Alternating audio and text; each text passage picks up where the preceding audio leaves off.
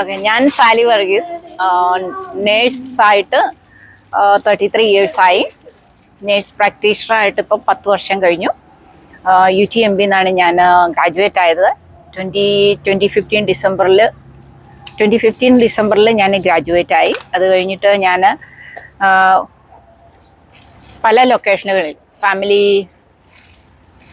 Family പ്രാക്ടീസിൽ ജോലി ചെയ്തു. ഇപ്പോഴും ജോലി ചെയ്തുകൊണ്ടിരിക്കുന്നു. നേഴ്സായിട്ടും ഫുൾ ടൈം ജോലി ചെയ്യുന്നുണ്ട് മെമ്മോറിയൽ ഹാർമണിൽ. NB പഠിച്ചതിന് ശേഷം വളരെ ലാവിഷായിട്ട് പോകുന്നു.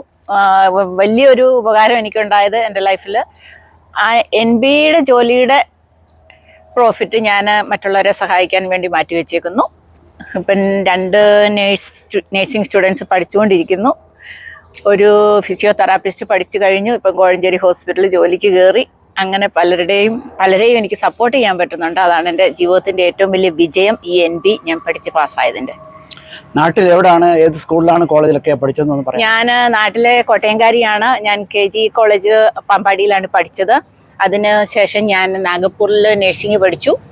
അതിന് ശേഷം ഞാൻ 11 വർഷം മസ്കറ്റിൽ മിനിസ്ട്രി ഓഫ് ഹെൽത്തിൽ ജോലി ചെയ്തു. അവിടെ ജോലി ചെയ്തുകൊണ്ടിരുന്നപ്പോൾ ഞാൻ RN പാസ്സായി, IELTSഉം TOEFLും പാസ്സായി. അങ്ങനെ 2007 ഇവിടെ വന്നു. വന്നിട്ട് ഒരു റിഗ്രറ്റും ഇല്ല.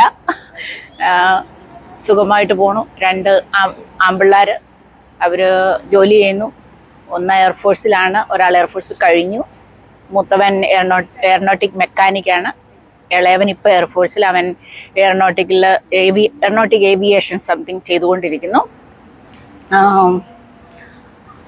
എന്താ പറയാ? ഓക്കെ, നാഗപ്പൂർ എങ്ങനെയാണ് എത്തിപ്പെട്ടത്? നാഗപ്പൂർ ഞാൻ എൻ്റെ ബ്രദറിൻ്റെ അടുത്ത് വിസിറ്റിന് പോയതാണ്. അവർ ബോംബെ കല്യാണിലായിരുന്നു താമസം.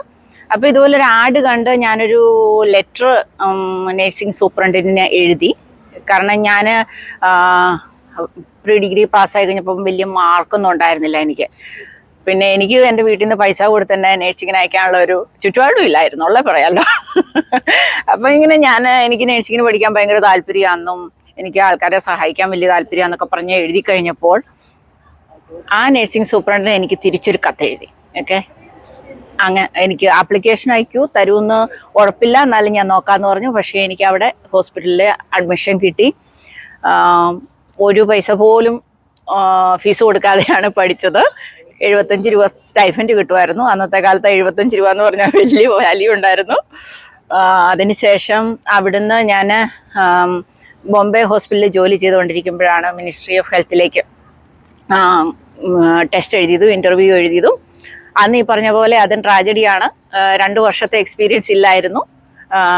ഇൻ്റർവ്യൂവിന് ചെല്ലുമ്പോൾ 49 ദിവസത്തെ കുറവുണ്ടായിരുന്നു. അപ്പം ഞാൻ ആദ്യത്തെ എൻ്റെ ക്വസ്റ്റ്യൻ അതായിരുന്നു അവരുടെ ഇൻ്റർവ്യൂവിന് കയറുമ്പോൾ, 2 വർഷം പോലും ആകാത്ത ആളെന്തിനാണ് ഇൻ്റർവ്യൂവിന് വന്നതെന്ന്, മറ്റുള്ളവരുടെ ചാൻസ് കളഞ്ഞില്ലേന്ന്. അപ്പം ഞാനിത് എണ്ണിയാണ് കയറിയത്, 49 ഡേയ്സ് ഉണ്ടെന്നുള്ളത്. അപ്പം ഞാൻ പറഞ്ഞു, മാഡം 49 ഡേയ്സേ ഉള്ളൂ, ഇനി 2 ഇയേഴ്സ് ആകാൻ എന്ന് പറഞ്ഞപ്പോഴത്തേനും എന്തോ ഒരു സിമ്പതി എന്നോട് അവർക്ക് തോന്നിയിട്ട് അവർ എന്നെ ഇൻ്റർവ്യൂ ചെയ്തു. ഒറ്റ ഇൻ്റർവ്യൂ ജീവിതത്തിൽ അറ്റൻഡ് ചെയ്തിട്ടുള്ളൂ, അത് കിട്ടി. അതിനുശേഷമാണ് ഇങ്ങോട്ട് ഇതെല്ലാം ഒന്നും എന്താ പറയുക, ഒന്നും ആലോചിച്ചിരുന്നതോ ഞാനൊക്കെ ഫോറിൻ കൺട്രീസ് പോകുന്നോ ഓർത്തിരുന്നതോ ഒന്നുമല്ല. ഞാൻ ഓർത്തൊരു 10 കൊല്ലമൊക്കെ നേഴ്സിംഗ് ഒക്കെ ജോലി ചെയ്ത് കഴിയുമ്പോഴല്ലേ എല്ലാവരും പോയി കണ്ടിട്ടുള്ളൂ. ഇത് 2 വർഷം പോലും തികയാത്ത എനിക്ക് കിട്ടിയപ്പം ഇതൊക്കെ എൻ്റെ അമ്മയുടെ പ്രാർത്ഥനയാണ് കേട്ടോ. എൻ്റെ അമ്മ മുട്ടുമ്മേ നിന്ന് പ്രാർത്ഥിക്കുമായിരുന്നു. എൻ്റെ അമ്മയുടെ കാലയിലും തഴമ്പായിരുന്നു പ്രാർത്ഥിച്ചിട്ടേ. അപ്പോൾ അതിൻ്റെ ഒരു കൃപ കൊണ്ടല്ലാതെ എൻ്റെ കഴിവൊന്നും അല്ല. കഥകൾ നീണ്ടു പോണു. എനിവേ ഇവിടം വരെ എത്തി ദൈവകൃപയാൽ, അത്രേ പറയാനുള്ളൂ.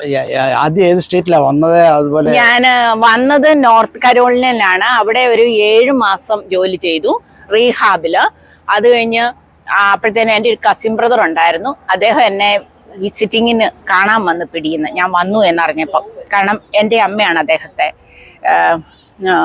ടേക്ക് കെയർ ചെയ്തിരുന്നത് ചെറുപ്പത്തിൽ. അപ്പോൾ ആ ഒരു ഇതിൽ കാണാൻ വന്നു കഴിഞ്ഞപ്പോഴേ എന്നോട് പറഞ്ഞു, ഞാൻ ടിക്കറ്റ് അയക്കാം, നീ ടെക്സാസിന് കയറി വായോ എന്ന് പറഞ്ഞു. അതും രസമാണ്. ഇവിടെ വന്നു. അന്നൊന്നും അത്ര വലിയ ഇംഗ്ലീഷ് ഫ്ലുവൻ്റ് ഒന്നും അല്ല. അപ്പോൾ ഇവിടെ വന്നു കഴിഞ്ഞപ്പോൾ പലയിടത്തും കൊടുത്തു, ഒരിടത്തൊന്നും വിളിച്ചില്ല. ഒരു ദിവസം ഫോണ് ഇങ്ങനെ എടുത്ത് നോക്കുമ്പോൾ എന്നാ ഓപ്പൺ ഹൗസ് എന്നും പറഞ്ഞിട്ട് എന്തോ സംതിങ് ഒരു മെസ്സേജ് കണ്ടു. അങ്ങനെ ഞാൻ അവരോട് ചോദിച്ചത് എന്തുട്ടാ സംഭവം എന്ന് ചോദിച്ചപ്പോൾ അവർ പറഞ്ഞു ഓക്കെ ഒത്തിരി പേരെ ഹയർ ചെയ്യുന്നൊരു പ്രോസസ്സാണ്, പോയാൽ ചിലപ്പം കിട്ടുമായിരിക്കും എന്ന് പറഞ്ഞു. അതും ഞാൻ എൻ്റെ ജീവിതത്തിൽ ഒറ്റ ഇൻ്റർവ്യൂവിനെ പോയുള്ളൂ, അതെനിക്ക് കിട്ടി.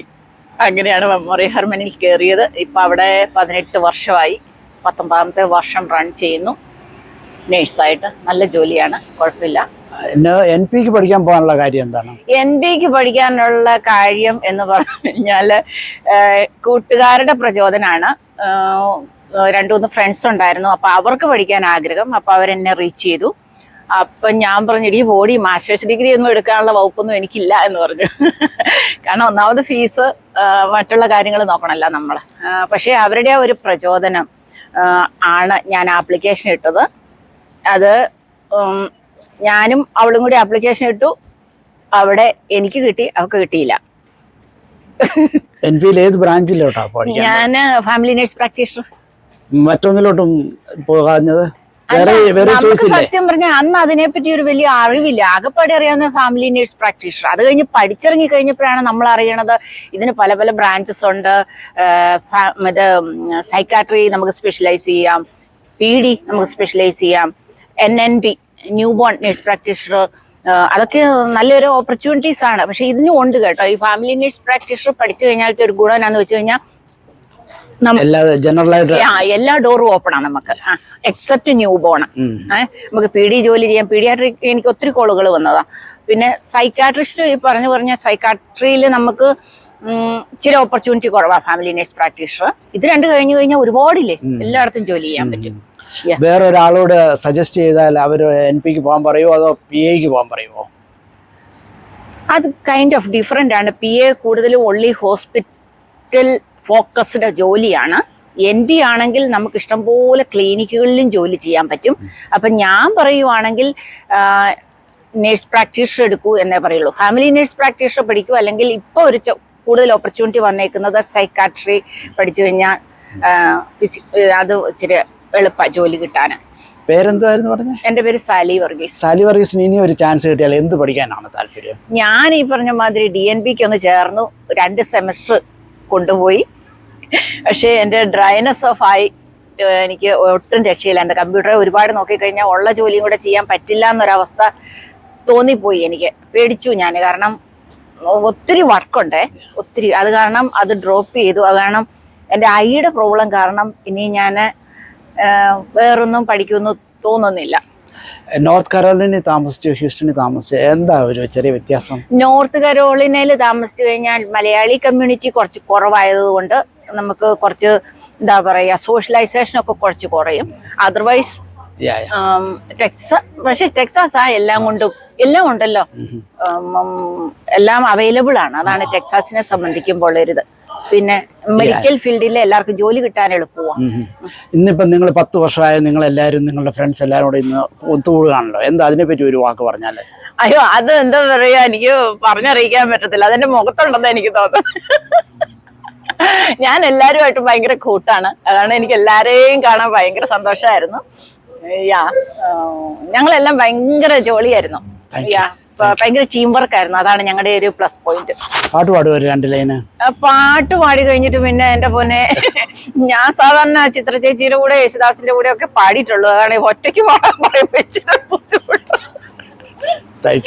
എന്നാ അത് കൂട്ടുകാർക്ക് കൊടുക്കാം. Thank you. മടി കൂടാതെ പോയെല്ലാം